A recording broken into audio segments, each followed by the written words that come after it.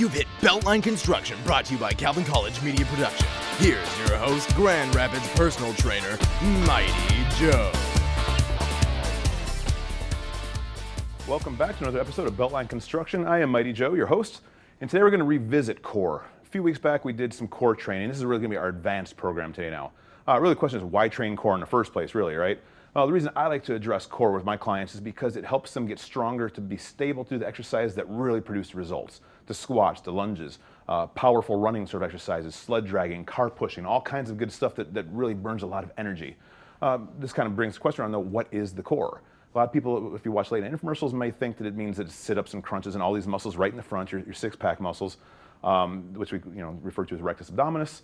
And it's a lot more to it than just that. It's definitely more than just bringing your rib cage towards your pelvis. Crunches and sit-ups are really a big no-no as far as core training is, as far as core training goes, as far as I'm concerned. So what we're going to do is talk about different exercises you can do, show you some modifications. Not going to have time to actually do the workout here in the studio today probably, but you could do them at home anytime you want.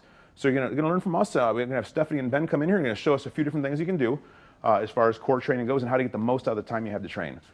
How you guys doing today? Good? All right. First thing I want to talk about is the idea of abdominal bracing versus hollowing. A lot of yoga type people, Pilates people, they really buy into the whole hollowing concept. Stephanie can kind of demonstrate this. It's like sucking the belly button into the backbone, if you could see on the camera right there. If you just kind of relax again, and then belly button to the backbone is what we'd call hollowing.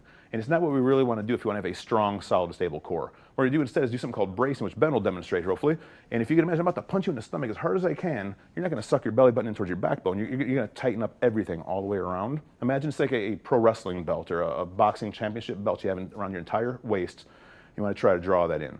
So core is really, what we're working today is the muscle going to support your lower back and protect your lower back, keep you strong, stable, able to move really well. So we got 5 different exercises we want to cover today and lots of different modifications. First one we're going to do is going to be the bird dog. So if I could have you guys get down into position for this one. Starting the floor, before we can do anything with these exercises, we need to kind of remind ourselves what prom date means. It's painless range of motion demonstrating acceptable technique. Acceptable technique often comes back to having a neutral spine.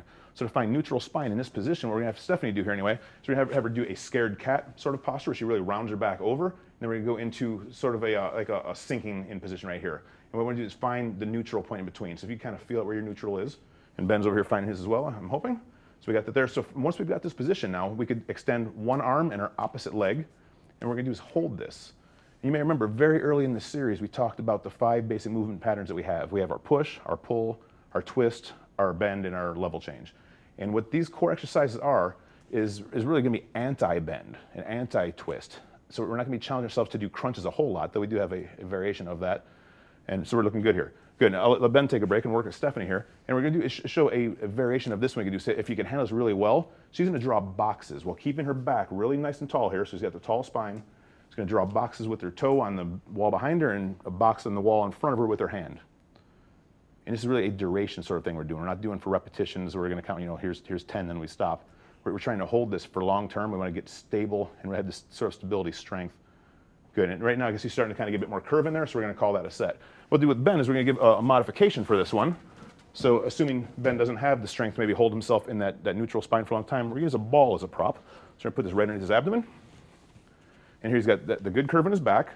He's got the curve in his spine, his upper neck, I should say here, his upper spine, if I can speak today. And what we're going to do is you're going to use that ball for support and still bracing. So you want to keep that pro wrestling belt tight. Good. You're going to extend up and hold it and then lower back down. We can do the same side or alternate. If you have the rhythm to actually do this and alternate without falling over, that's great. Good. And lower back down. So this is simply called a bird dog. It's a basic exercise, helps you develop this stability, endurance, which is going to really carry over into your bigger exercise, such as squats and running and anything else you might want to think of to do. So let Ben take a break there and have Stephanie do an even more advanced version of this one. So same bird dog position. Good. What I want to do here is rather than lifting the opposites, I'm going to try to lift both sides the same. Now here, she is really stable as far as anti-rotation. She's able to keep her back nice and tall, and she's got both arm and leg on her left side up off the ground. So it's really a challenging one to do.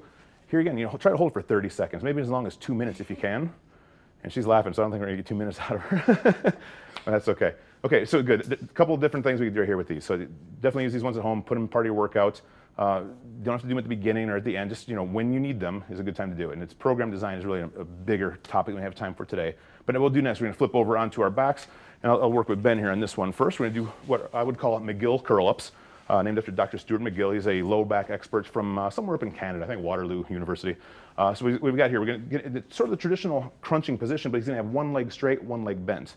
He already put his hands under his lower back. It's going to help him keep that curve there, just like when you're doing the bird dog. So he still has to keep that curve there. If we didn't have that, we risk flattening the back out and putting a lot of stress on the lower back where you don't want to. So from here now, if we can imagine that he has a bathroom scale underneath his head, all we want to do is just lift your head up so the scale says 0, and your shoulders come up very little. You're going to hold on this. And now we got about an 8-second repetition on something like this. So we're going to hold it and then lower down slowly, controlled. Good. You're going to come right back up again. Good. And if Stephanie wants to do a few of these over there, you can too on the side, but we're going to come back to you in a minute with a more advanced version. Lower back down. Now one thing you might find too when you do an exercise like this is you might find some tension in your neck.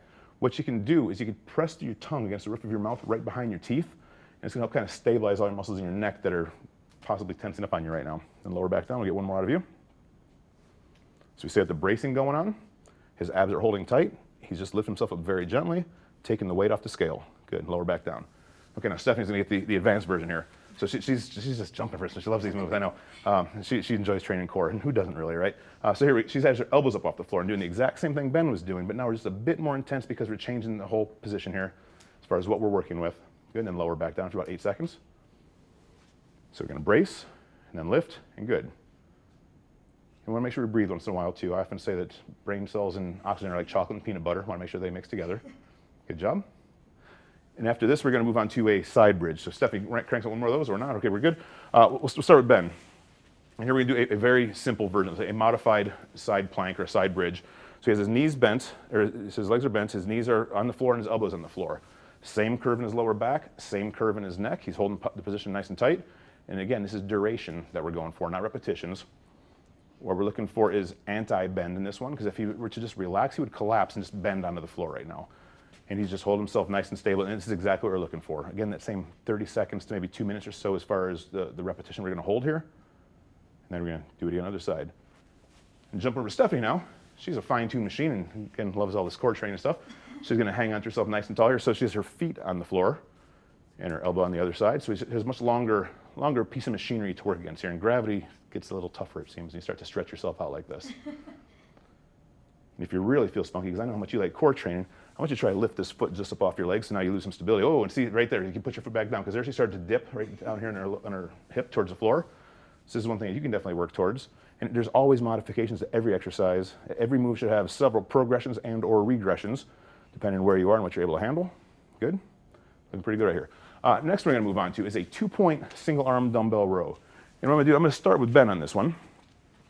I'm going to give him a kettlebell to work with. And the weight you use, it doesn't matter what implements you use. You get training bands, you use dumbbells, suitcase, whatever you have laying around that has some weight to it. What I'm going to do here again, we're going to bend at the hips, slight bend in your knees. We want to reach towards the floor. And what we're going to do is anti-rotate. So we're going to keep your shoulders square towards the floor. And just like the plank we were doing as far as anti-bend, this is anti-rotation. So your elbow's going to come up towards the ceiling. And that's right there is a 2-point dumbbell row. And the thing that makes it so effective being single arm, he has this asymmetric load, which makes him want to twist, but he has to resist this twist. And this is what makes his core strong. Looking good? So you look at it, you might think it's a back move. And yes, the back is working, the arms are working, but it's really his core that we're targeting in this exercise by making him resist the twist and really trying to keep that spine nice and tall. Good. And another variation we'll do here with Stephanie, Ben can keep doing this if he wants to. Oftentimes you see somebody in a gym using a bench as a prop, where they might have a hand on it and a leg on it and they're rowing with some big heavy weights. Here again, our goal is not to do that, so we're just going to use a ball for some support, so you can hang on to the weight. You got it? Mm-hmm. Okay, so same thing. Good job. We're going to finish this setup right here, and we're going to have to start wrapping up now because time always flies here in Beltline Construction. Take these exercises, do them at home, be safe. Remember the prom date guideline. Till we see you next time, train like you mean it. Let's keep going, guys. Good. Tall through your spine. Want to keep that curve right there. Good.